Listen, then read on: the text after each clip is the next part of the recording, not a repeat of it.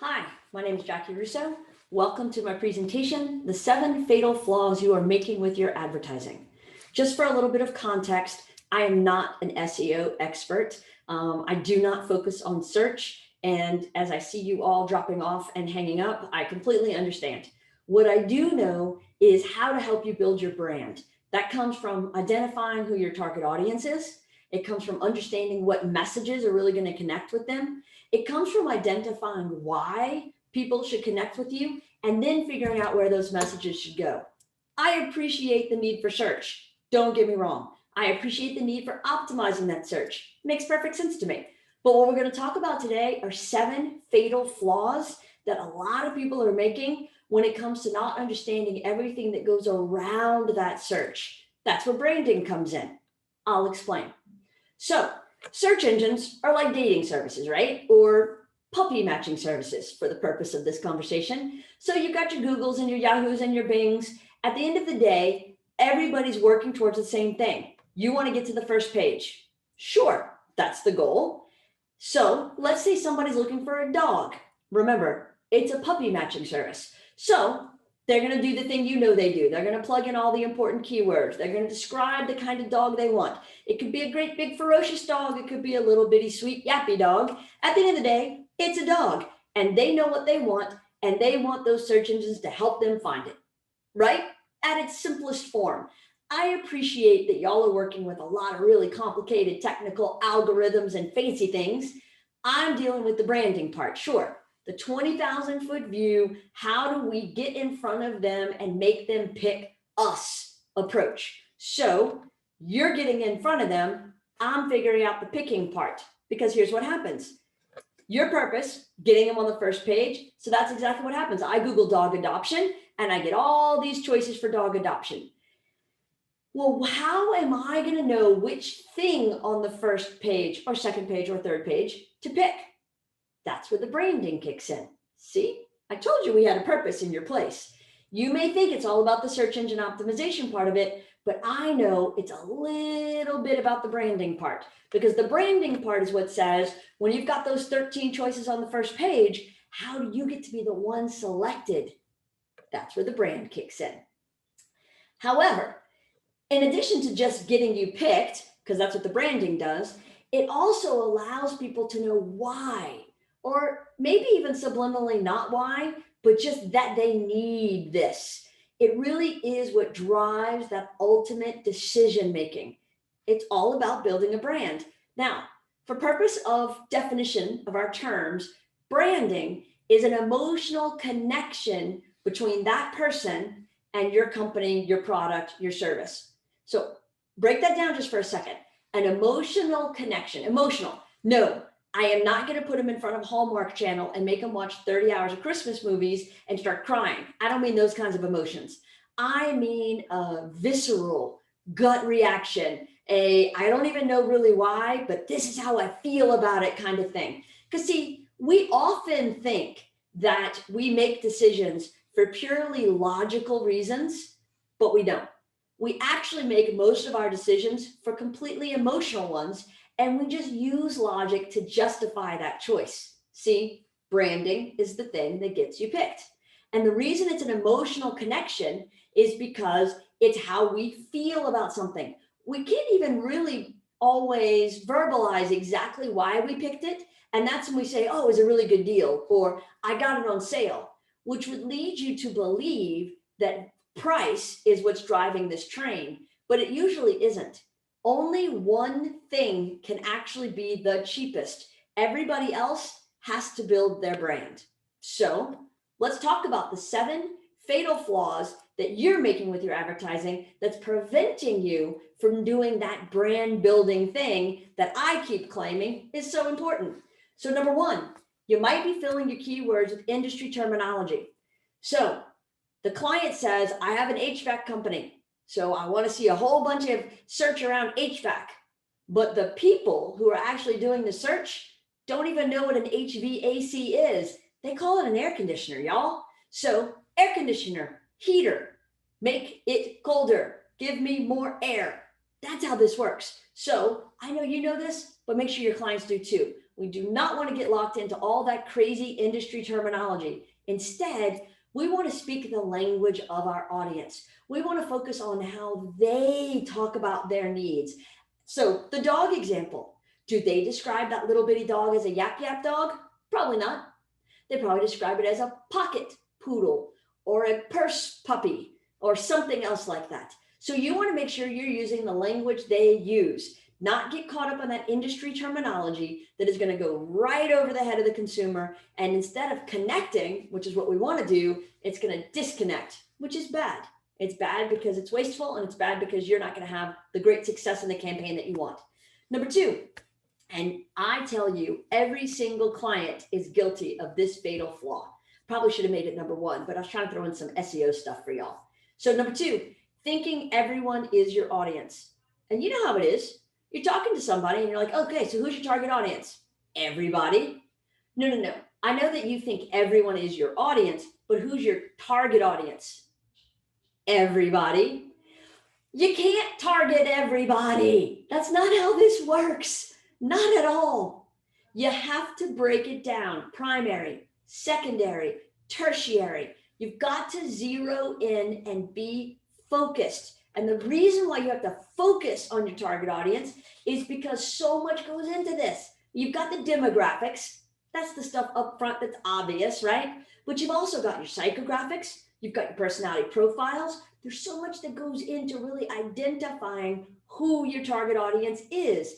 The most important thing is it's going to be a group of people not segmented by age or gender or religion or income. It's mostly, and it should be, people grouped together by need, by similar pain point, because this is the solution that they're searching for. So when you start to get into understanding that, then you'll know exactly how to connect with them.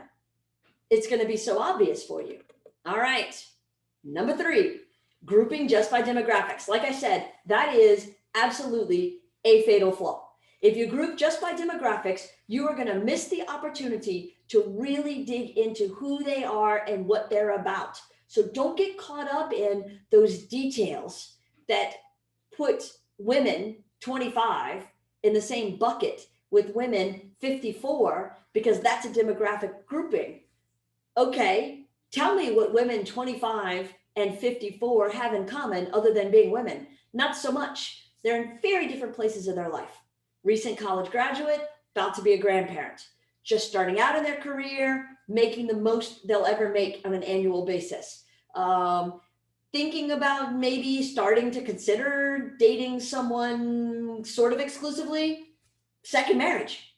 So when you've got those disparate differences, why in the world would you think they're all going to do the same thing the same way at the same time? They may both watch Grey's Anatomy, but they're not watching it the same way.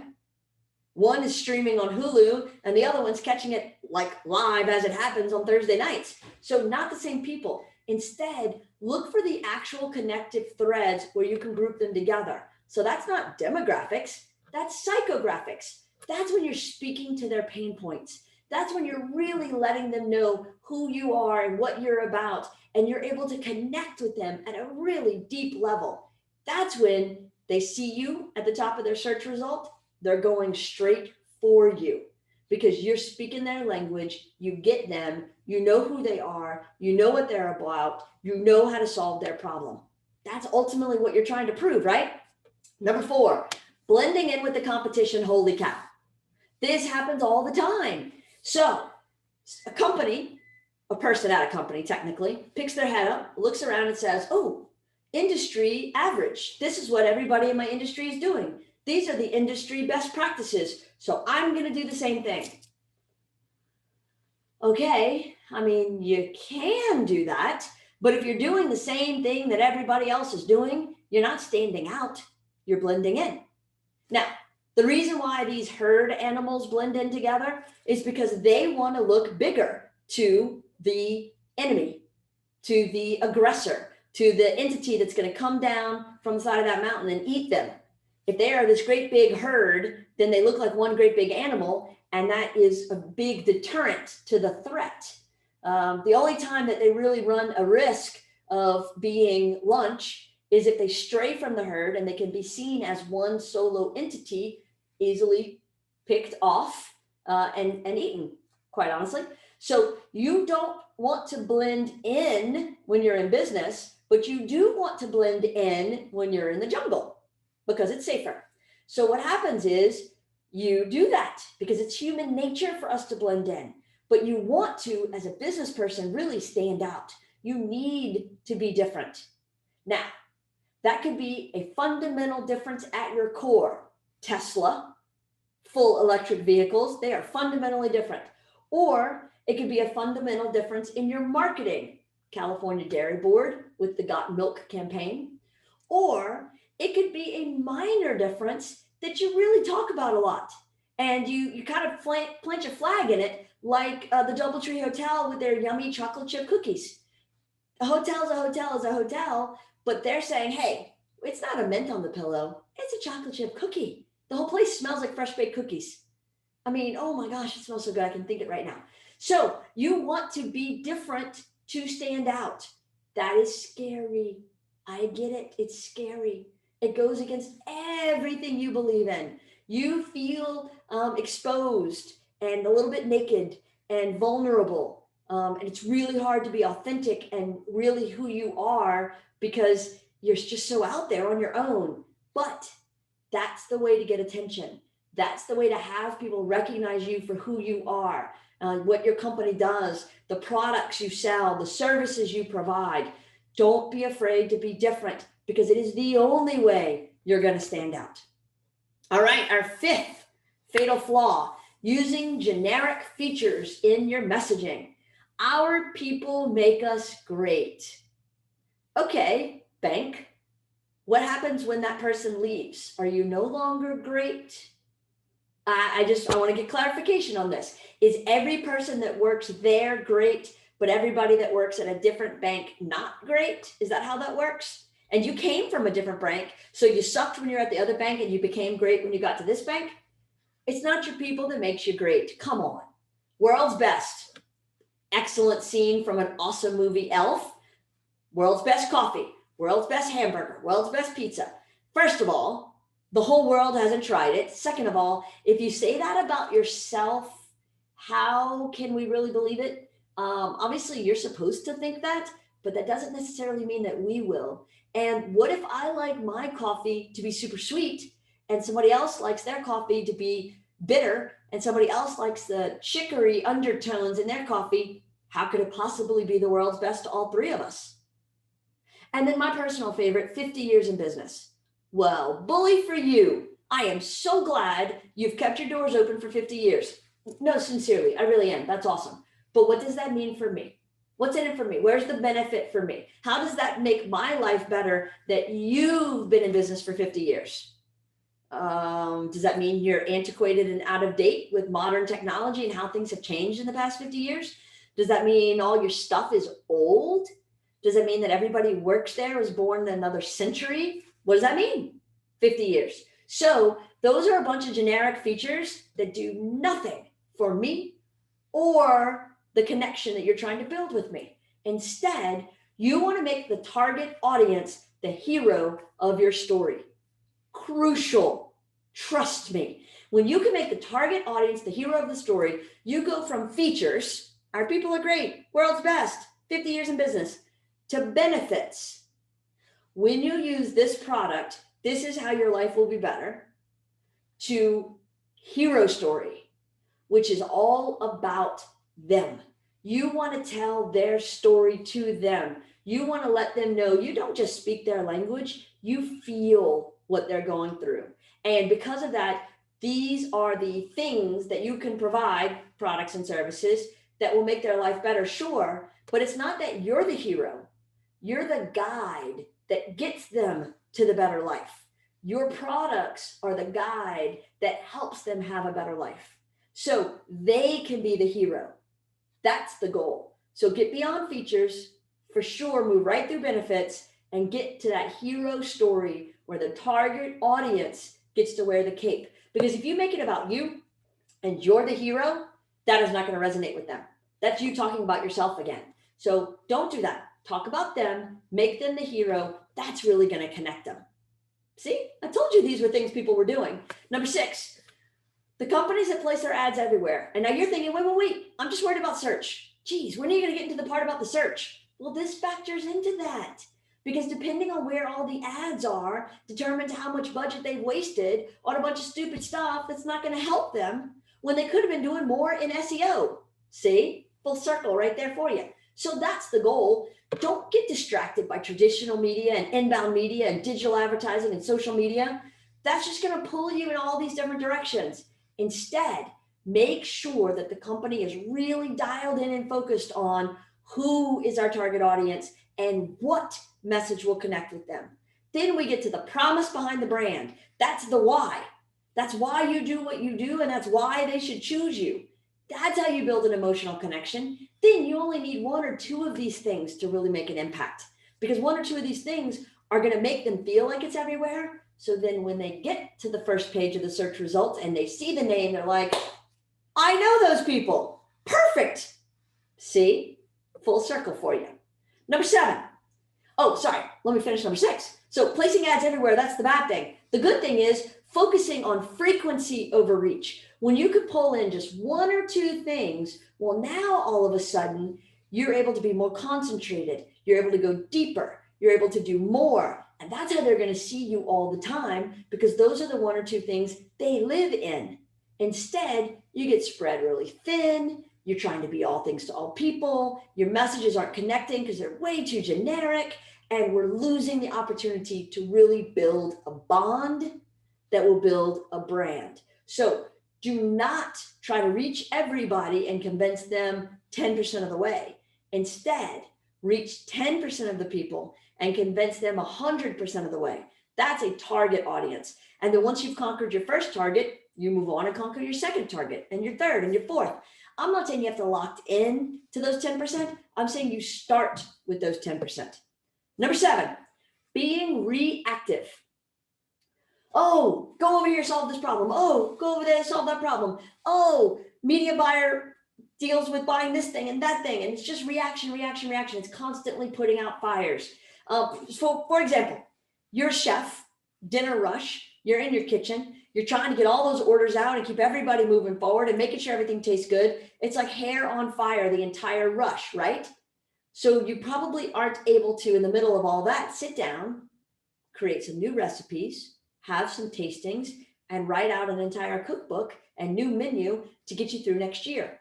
Not so much. So what ends up happening is every time you get feedback from the floor, oh, they thought this had too much salt. Oh, they thought this was a little watery. Oh, they didn't like the color of that. You're reacting.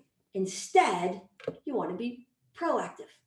When you can be proactive and develop a true strategic brand plan, then you can think 9 plays ahead. You can really start off on the right foot. And you're like, this is how it is. This is how we do it. This is the right way. This is our way. And you'll find your people that are drawn to that. See, that's the best part of this, is now all of a sudden you're going to be marketing and branding in a way that allows you to be a magnet. You're attracting the people that totally want it and are good fit for it. And you're repelling, just like a magnet, the ones who are not a good fit, who are a waste of time and money, who aren't your best customers. So you want to use both ends of that magnet to its fullest potential. When you can develop that strategic brand plan, that's when you can really dig in and know that you're investing the right way, you're utilizing the right tools. So whether it's search engine optimization, it's updating your website, it's building out everything you need for social, it's digging into some PR opportunities, it's boosting up your sales and marketing, processes, whatever that might be. When you do it from a place of a strategic brand plan, now all of a sudden, you're going to get to the top of the search results and you're going to be the top choice. And that is ultimately the goal, right? So the 7 fatal flaws that you want to avoid: industry terminology, speak their language, please, having too broad an audience, zero in on their psychographics, how they think, how they feel, what makes them tick, demographic blinders. Do not get suckered into big demographic groups. Use their psychographics. Blending in, you want to stand out. Even though it may feel scary, do things that are different than everybody else. Generic messaging, do not, please, like today, go change it right now from we're the world's best, we have the best people, and how many years we've been in business. Nobody cares. Use benefits. Tell me how your products and services make people's lives better. Tell me my story and how I'm going to be the hero after using your products and services. That's the goal. Diluted marketing. Don't water it down. Concentrate it. And then being reactive and haphazard. Word of the day. Haphazard. It's just fun to say. So I hope this kind of got you thinking about the fatal flaws you might be making with your business or with your clients and some ways that you can do some things better. If you have questions, I'm available to answer them right now. If you want to take them off site and answer these questions in more detail, feel free.